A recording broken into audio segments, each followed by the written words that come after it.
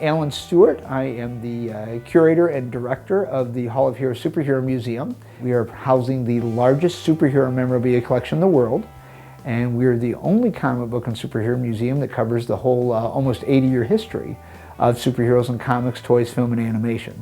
The collection started over 40 years ago when I was a kid, just like, most kids in the 70s. Read comic books. There wasn't video games and things like that going on then. So I was a big comic book fan, grew up with the, the Adam West series when it re-aired during the 70s. Used to watch that after school, and also the Super Friends cartoons. I mean, those were probably my two earliest and biggest influences. 40 years later, I have the largest collection in the world and decided to open this up as a museum and build this replica of the Hall of Justice.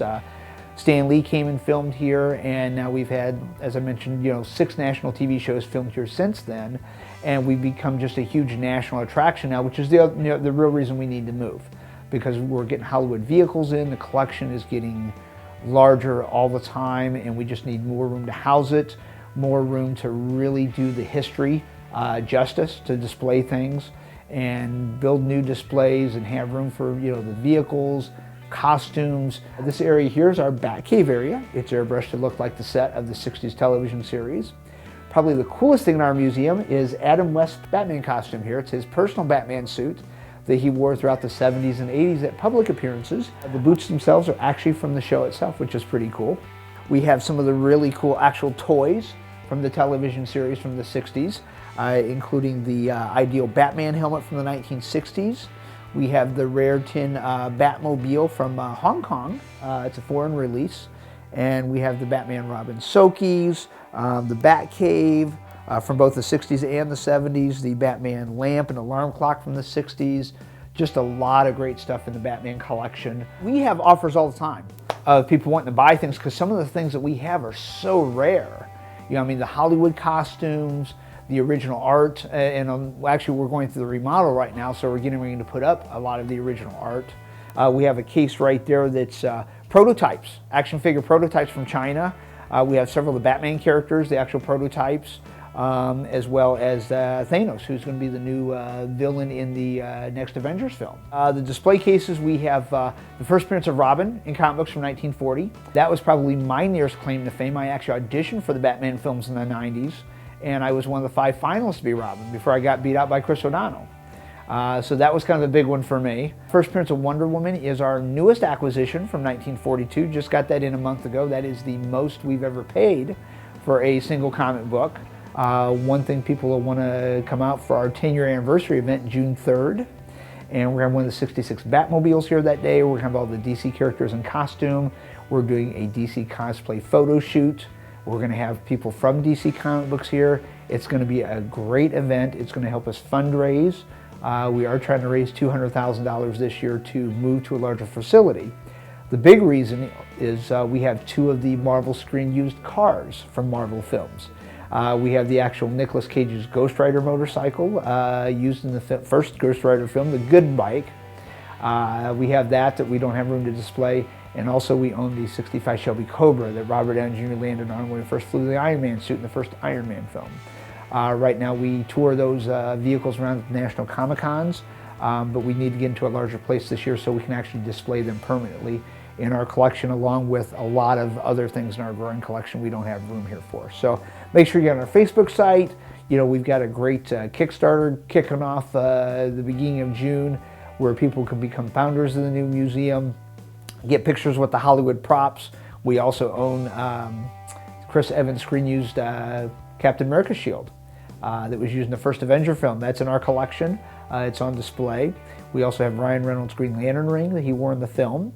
And we also have one of Sheldon's Green Lantern shirts that he wore on several episodes of Big Bang Theory. So you want to kind of check all that cool stuff out.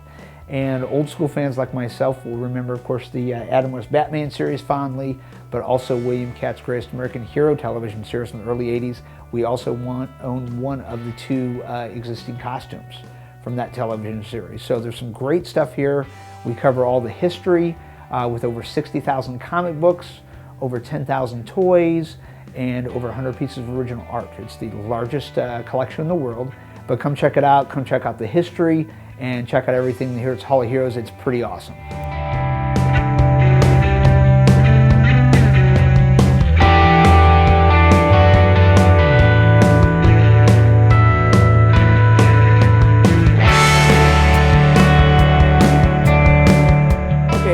full-size Ironman statue was actually custom made for us in the Philippines right after we received the 65 Cobra using the Ironman films. When we go to Comic-Cons, we actually take the statue with us, put it behind the Ironman car, and people do photos, basically reenacting the scene. When we go to Comic-Cons, we let people lay on the car right where Robert Downey Jr. landed. They reenact the scene. Ironman's in the background of their photo. We do that in exchange for donations to the museum to help us preserve comic book history. One of my favorite areas is our World War II area. We cover the World War II comic books. We have a Captain America #1 from 1941. We're one of only 2 museums that has that rare comic book on public display. We just got in the first appearance of Wonder Woman in comic books from 1942. And we have the first ever superhero toy in that section. It's the Superman wind doll from 1939. We are one of only 2 museums that has one, so it's pretty cool stuff. But a lot of really great tin toys, a lot of World War II era comic books. Our rarest comic book is the Racist Superman comic book. And it shows Superman on the cover of the book printing out an old newspaper press. On the newspaper it says, "Superman says you can slap a Jap." Superman, of course, is the most wholesome and pure of superheroes. Him being depicted as a racist, pretty controversial. The copy that we own is the 3rd best known copy, so it's pretty cool. And we got some great stuff here over in our Silver Age area. We have all the first Marvels, first X-Men, Iron Man, Spider-Man, you know, all the first Marvels. Our first appearance of Spider-Man was autographed by Stan Lee himself when he was actually here filming his Superfan show at our museum 6 years ago.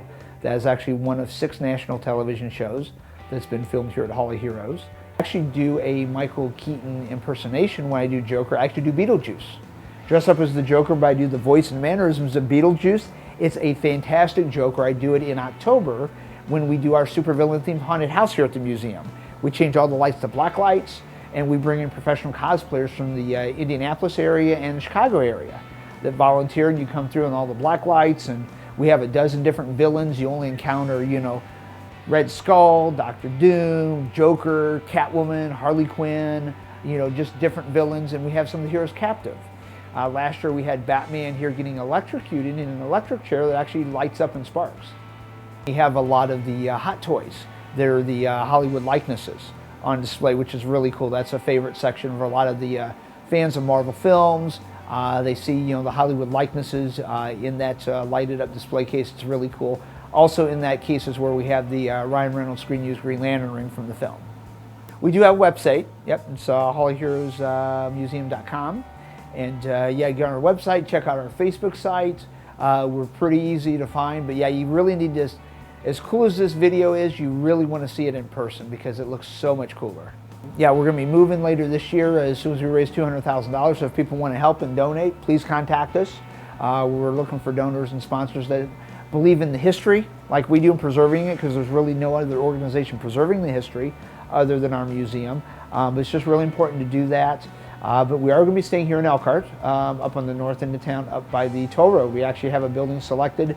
We just have to raise the money to move, and we'll be moving.